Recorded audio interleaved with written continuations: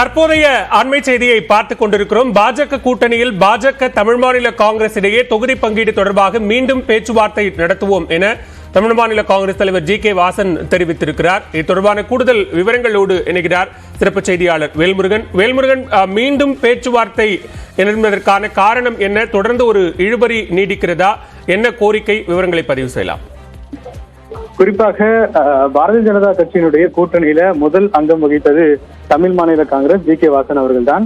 இந்த நிலையில இன்று கூட்டணி ஒப்பந்தம் கையெழுத்தாகும் என்று தெரிவிக்கப்பட்டு அவர் பாஜக அலுவலகத்திற்கு அழைப்பு விடுக்கப்பட்ட நிலையில சுமார் ஒரு மணி நேரத்திற்கு மேலாக ஆலோசனையில் ஈடுபட்டார். 2 மணிக்கு வந்த அவர் சற்று முன்னதாக செய்தியாளர்களை சந்தித்தார். இந்த நிலையில் கூட்டணி தொடர்பாக மீண்டும் பேச்சுவார்த்தை நடத்தப்படும் என்றும் தெரிவிக்கப்பட்டிருக்கிறது. அதே வேளையில சுமூகமாக பேச்சுவார்த்தை நடப்பதாக ஜி.கே. வாசன் தெரிவித்திருந்தார்.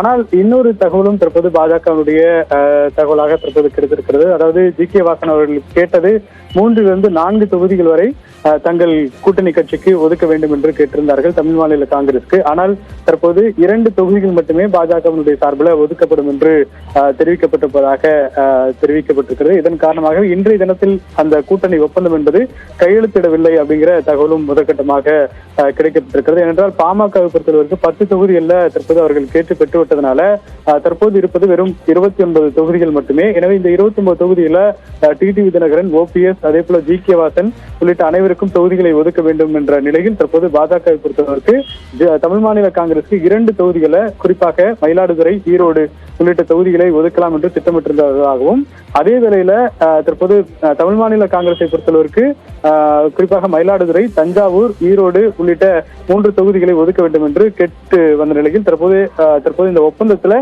இன்றைய தினத்துல கையெழுத்திட முடியாத நிலையில ஜி.கே. வாசன் கட்சி அலுவலகத்திலிருந்து செய்தியாளர்களை சந்தித்து விட்டு புறப்பட்டிருக்கிறார். பாலவேல். நன்றி வேல்முருகன், விரிவான விவரங்களுக்கு.